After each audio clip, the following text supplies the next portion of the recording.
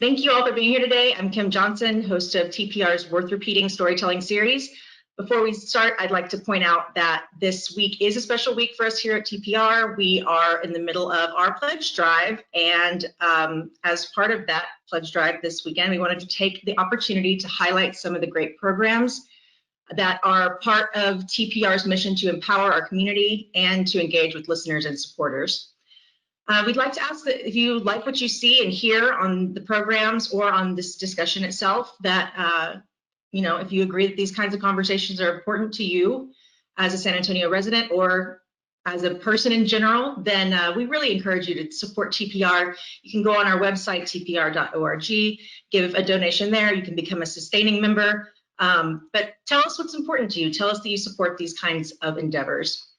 And now I'd like to welcome our three guests today. We have Andrea Vocab Sanderson, as I know her as Vocab, from the music scene and the poetry scene here in San Antonio. She was our guest host for Worth Repeating's Reckoning with Racism two-part series that we did. Hi, Andrea. Hi, how are you doing today? Good. Also with us, Laureate Harper and Bria Woods. They were both storytellers on the series. Laureate was part 1, Bria was part 2. And we'll just hop right in. I want to ask you first, Vocab. You were part of the planning from the very beginning when we were not so sure about we had just started we'd only done one virtual event for Worth Repeating, so it was already a different format. And we decided to dive into something heavier than what we planned to do. And we brought you in and then asked you to guest host. If you could just talk a little bit about how that was for you and your experience. Right, so it was interesting because I was on the road in between San Antonio and Galveston, and it was a really rainy day and stormy, and I felt like it was rather reflective of the mood because we were just kind of settling into this whole situation of what was happening with the society heating up with these tensions from, the killings of George Floyd and Breonna and man, it was so tough. And we were trying to figure out, we weren't dancing around the elephant, but it was also hard to address because we were trying to be really respectful of each other's feelings and emotions. But it was raw. It was very raw. And we wanted to come up with an effective way to say, these narratives are important and they need to be told, and people need to be able to share their truths.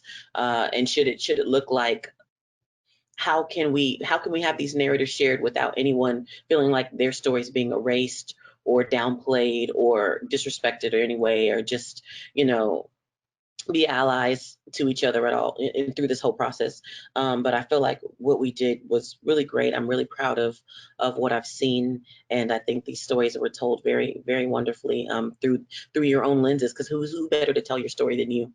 And so I thank you for your bravery and being able to. It's not easy to take emotion and then translate it into words, but I feel like everyone did a great job of articulating themselves.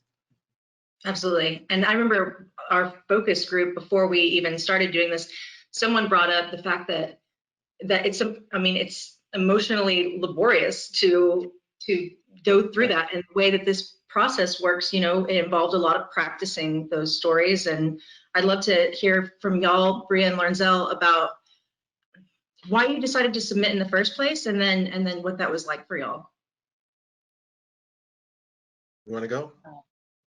Yeah, I'll go ahead and take that question first. For me, when I first saw the post on Facebook that you guys were reaching out to the community to share our story. And first, I have like a huge place in my heart for user-generated content. So I'm a journalist as well. And so sometimes it's like, you tell us, like, we want to hear from you.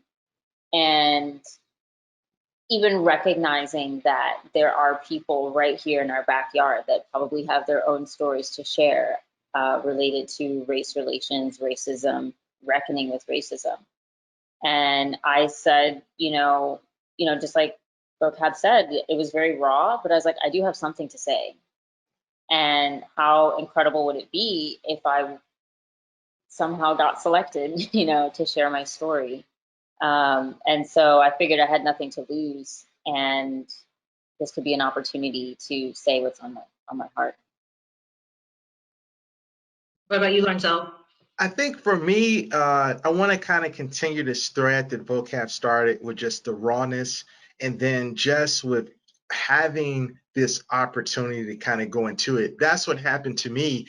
Every time I experience racism, I kind of put that in my back pocket as if I ever get an opportunity or a platform to talk about this, I'm going to let everybody know how angry and how mad this made me feel. And to be honest with you, I think with Vocab and Bria may agree with me, there are a lot of other platforms and opportunities to talk about racism, but it's something about when I saw that Facebook post, I knew this was the right moment, and I had to apply. And the results of it, I definitely accomplished what I wanted to just reach a different audience, and for people to just know there are consequences and that there's a receiving end of the racism that people give out. Absolutely. And was it hard for y'all to bring that up and then rehearse it again and again? Or, I mean, how was the process after you found out you were going to be a storyteller?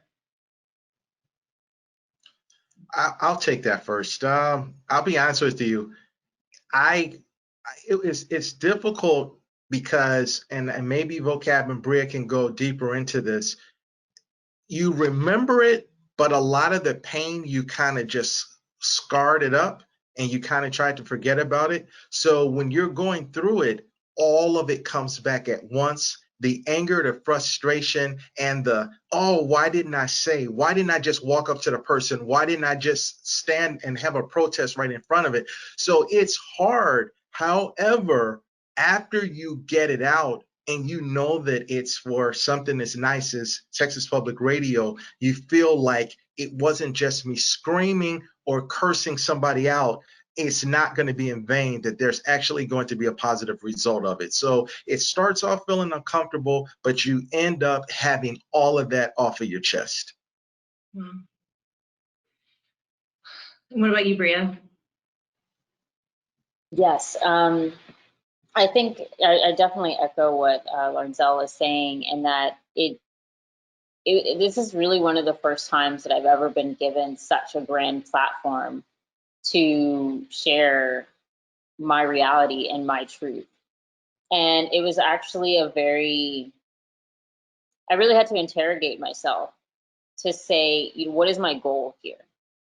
Is it to just say this, and this happened to me, and this is how I feel about it, and it never should have happened? Or is there some moral in my story that could actually help someone walk away with a lesson learned? And so that's been my thought process throughout this entire summer, is what is my goal as a Black person in America, and how can I communicate that in the most productive way possible?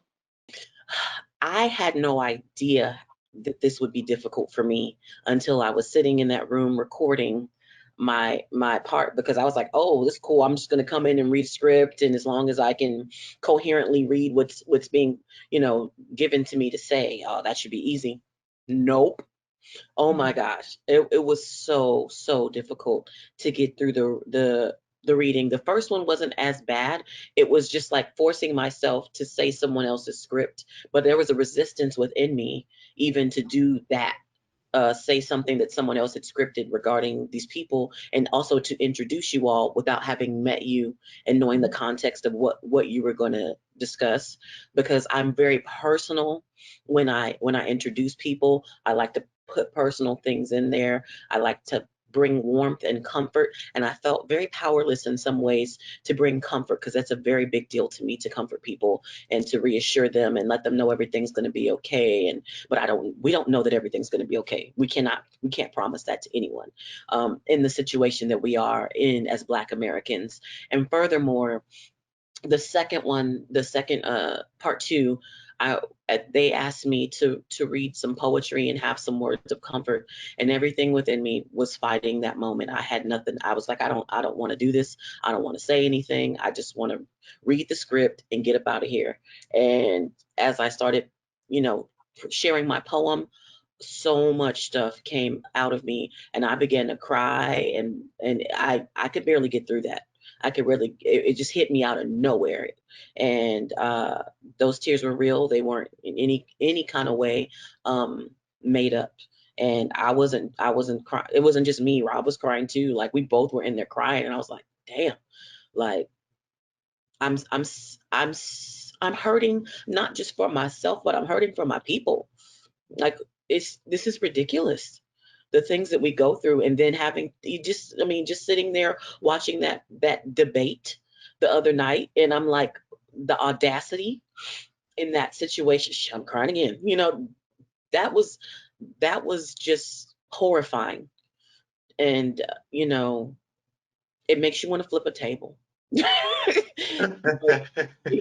And all we have is the power to speak our truths and to try to organize, and we hope that this little chip at this mountain of racism, we hope that those chips start to add up, and we're knocking, in some ways, knocking this mountain down, but we know that the work is really never done. When y'all heard the other stories, well, Vocab, when you heard any of the stories, and when you heard the others in both your particular episode compilation and the other one, was there any one that stuck out, or a feeling or a reaction, or how was that received personally? I know a couple of the storytellers personally, and I was really intrigued by some of the stuff, because people, and you've have conversations with them, but then seeing them present to, just openly to people, when Daiquiri was talking about, because we all know our own Black experiences, but then hearing another Black person say their Black experience, and when Daiquiri was talking about colorism and the privilege within colorism, and sometimes I was having conversations with her the first time I met her, and she was kind of laying that out, and I wanted to be defensive on her behalf and be like, well, no, you're Black too, and you've gone through, but I'm like, well, I don't know her shoes, and she has come to the realization that she has some privilege with being more, being a light-skinned African American, and so it's just like, okay, I think it's the accepting someone else's story and accepting that what their experience isn't completely yours, because sometimes as Black people, we were like, oh, whatever they feeling, I'm feeling it too, and I'm feeling it, and then we automatically identify with each other. But then when you hear someone tell their own narrative, then you're like, you got to step back and be like, okay, that's their story, their own personal story, and just, you can see yourselves in parts of it, but knowing that their narrative is their own. So that one resonated with me in an interesting way, because it was eye-opening on some levels. What about you, Bria?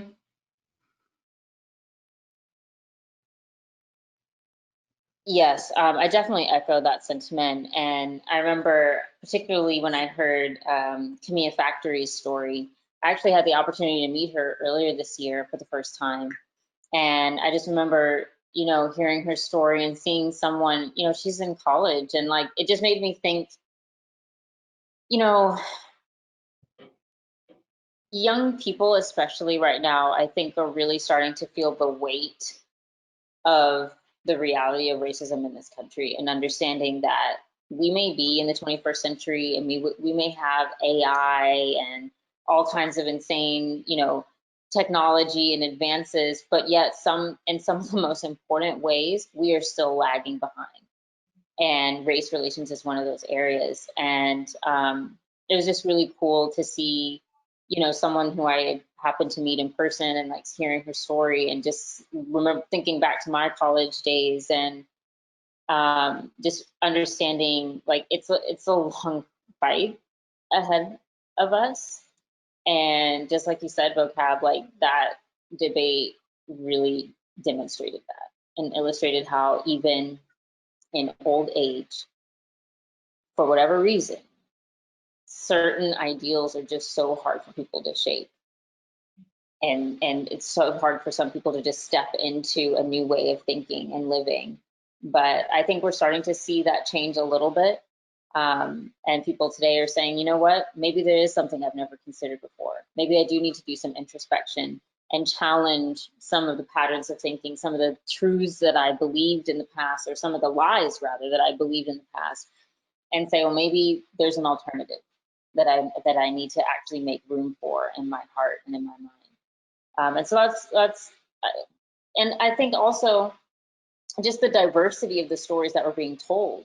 You know, not everyone has the same experience, even though we may be united in that we have faced racism or prejudice in some way. It doesn't mean that it's the same across the board, and it doesn't mean it impacts everyone the same across the board. And so I was also very interested to see, how do people process it? How do they communicate that? Or do they not communicate it at all? And so I was challenged to think about the diversity of stories that can be told where racism and living with that or dealing with that is concerned. I'll just say one of the moments that I had watching was with Lenora. And, you know, in practicing with her, like there was so much emotion there. And I was honestly worried, like the more we did it, like would it be tamped down? And I didn't, you know, but it never was. It was every time she told it, including the one that we ended up using, she couldn't talk about it without going there. And it was obviously still so raw. And I just, infinite respect for all of y'all able to put that out in there in the world, because like you said, Bria, just one little thing like might make someone think differently, even if they're not as conscious as how you said it. You know, sometimes people aren't willing or able to see things because of their own life experience, but something may stick, you know, and something may grow there. And that's all we can hope for, right? Is that we continue to think and try and work. Lawrence, I want to give you a chance to hop in there too. I like what you said about the part about hope, because when I listened to all of the storytellers, I connected to them. Even if it wasn't my personal experience, I knew someone who had went through that. And I got to tell you, the one that connected to me the most, and she's on the panel today, Bria, there was something you spoke about. You used the word microaggression, and you said that word did not exist back then. That is when all sirens went off and all the lights went off, because I thought about the horrible things that I was told in high school as far as why am I using grease? You know, hey, I'm a little older, so there used to be something called a Jerry curl and carefree curl and things like that. And I remember being told that it's gross, it's nasty, it's yucky. Why do you have that in your hair? And words like colorism, anti-blackness, covert racism. Oh, if I just would have known if those words would have existed when I was in high school. I can't tell you, I know I could have just changed some things around, because I would have just had the empowerment to say, hey, you can't say that to me. And just all the other stuff, some of the other stories where we were teased when we were younger. And Bria, I understand that part about when you talk a certain way, when you have a certain type of education, that you just don't fit in on either sides. You're either not black enough or you're still being perceived as black. And then you get into these situations where you have a person of another race who is saying, you don't act like the other black people I met. And that's when you're like, well, what am I supposed to be? The stereotypical character that you're comfortable seeing on TV, that's on TV or movies for a reason. And when I don't fit into that mold, then you're uncomfortable because I'm not the stereotype. So yeah, that's what it did for me. That was my connection. That was my light bulb moment with Bria, because I just thought, where would have I had been if I just would have had empowering words to just fight my battles of racism? And back to the words, power of words thing. You know, here we are with a storytelling platform, trying to put words in people's ears, and also the visual component, I think, is really important. And normally how storytellers are on stage in front of an audience, but it takes so much guts to tell your story and then put yourself out there like that in a visual way as well. I don't want to keep you all too long. I want to ask one more question about Worth Repeating itself, and in the future when people are considering whether or not to, you know, be part of something, whether it's a heavier topic like this or something, either way, would you encourage people to be part of this experience? Yes. Yes. Yes. 100%, yes. 200%. You know, I think at first I was really nervous because I was like, oh my gosh, you know, like TPR, like what? You know, and then when I got the email, I was like, well, it made it feel closer to home and reminded me that I'm part of this home too, you know, but I can't share my story if I don't, you know, reach out, you know, if I don't submit. And so I would absolutely encourage anyone to get involved, you know, go for it. We want to hear your story. Yeah, I agree. And my advice would be wait for it's a topic that you feel is authentic, because you're not going to be able to fake it. And everything that you thought you were not going to say, or, well, I'm not going to reveal that, it's coming out, because it's like Vocab said, it's raw. You experienced that. So my advice is wait for a topic to apply where you can be authentic and transparent, because like many of you, you're probably afraid of sound bites, because we know people have had certain words and it's come back to haunt them. I said, whatever I say, I'm going to stand by it. And if someone wants to play this, wherever the future of my career goes, professionally and personally, somebody wants to play back this audio over and over again, I can stand by what I said and be held accountable. Accountability through words. That's powerful. You know, I'm gonna take a slightly different context, but with the same thing applies. I recently did a TED Talk, and I was tasked with, you got 15 minutes and you got to put a whole bunch of your story in the 15 minutes. I'm like, you want me to tell you what I've been doing since the beginning of the pandemic till now in 15 minutes? I've done a lot of stuff. But the thing is, you can't tell everything. So to come alongside with what you're saying, Lawrencelle, is the things that you need to say are going to come out over time as you write it down, as you script it, as you bullet point it, as you know, web it, whatever you want to call it, scaffolding, whatever, you know, it's gonna come out. The things that need to be said are gonna come out. You can't tell everything, but you need to tell that poignant thing, that thing that hits you deep in your core, that thing that you feel like has been silenced or muffled or just right under the surface, because it's that thing that's going to connect to somebody out there, and you don't know the difference in the impact that you're making.